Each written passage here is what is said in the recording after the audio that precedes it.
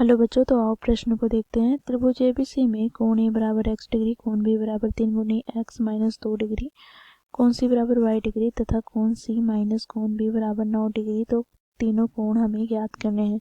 तो दिए गए प्रश्न की मुख्य अवधारणा की बात करें तो बच्चों यहाँ पर हमें दो चरों वाले रैखिक समीकरण निकाय को हल करना है।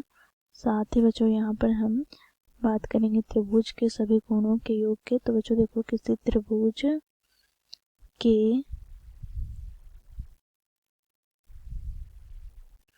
कोणों का योग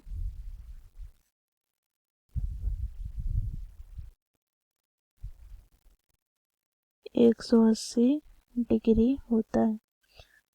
तो इस मुख्य अवधारणा की सहायता से बच्चों हम दिए गए प्रश्न को हल करते हैं।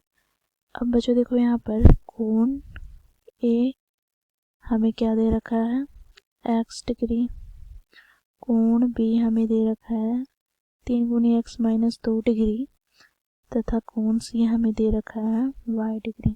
ठीक है, तो त्रिभुज ए बी सी में हम तीनों कोणों का योग करें, अर्थात कोण ए प्लस कोण बी प्लस कोण सी बराबर क्या हो जाएगा 180 डिग्री, अर्थात कोण ए का मान x डिग्री प्लस कोण बी का मान 3x माइनस 2 डिग्री, ठीक है, प्लस कोण सी का मान y डिग्री बराबर 180 डिग्री। तो यहाँ से हमें प्राप्त हो जाएगा बच्चों देखो 4 गुनी x degree plus y degree बराबर यहाँ पर 182 डिग्री।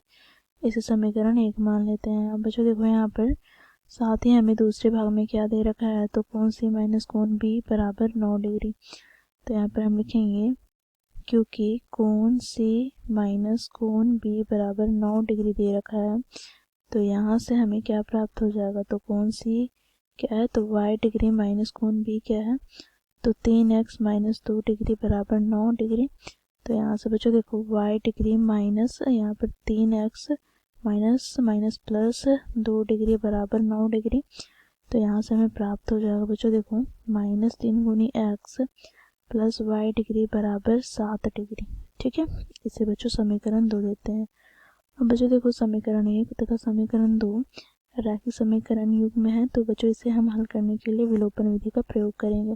तो विलोपन विधि में हम क्या करते हैं, तो किसी एक चर के गुणांक को बराबर करके उस चर को विलुप्त करते हैं।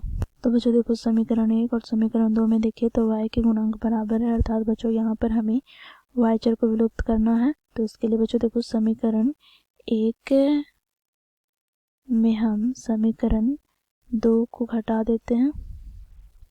तो समीकरण 1 क्या है, तो 4x प्लस y डिग्री बराबर 182 डिग्री। समीकरण 2 में क्या है, तो minus 3x plus y degree बराबर 7 डिग्री। बच्चों देखो, यहाँ पर क्योंकि हम घटा रहे हैं तो यहाँ पर चिन्ह परिवर्तन हो जाएगा, तो यहाँ माइनस है तो प्लस, यहाँ प्लस है तो माइनस, यहाँ प्लस है तो माइनस। बच्चों देखो, प्लस y डिग्री से माइनस y डिग्री कट जाएगा, तो यहाँ से हमें प्राप्त हो जाएगा 7x डिग्री बराबर हमें यहाँ पर प्राप्त क्या हो जाएगा, तो देखो 175।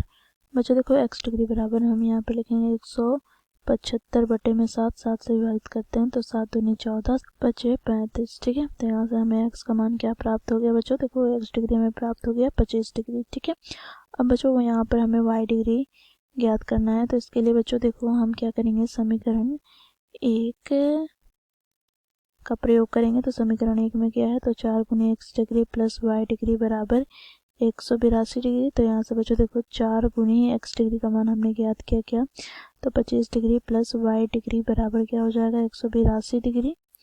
तो यहाँ से बच्चों देखो 100 डिग्री प्लस 182 डिग्री बराबर 182 डिग्री। तो यहाँ से बच्चों y डिग्री बराबर हमें प्राप्त हो जाएगा 182 डिग्री माइनस 100 डिग्री।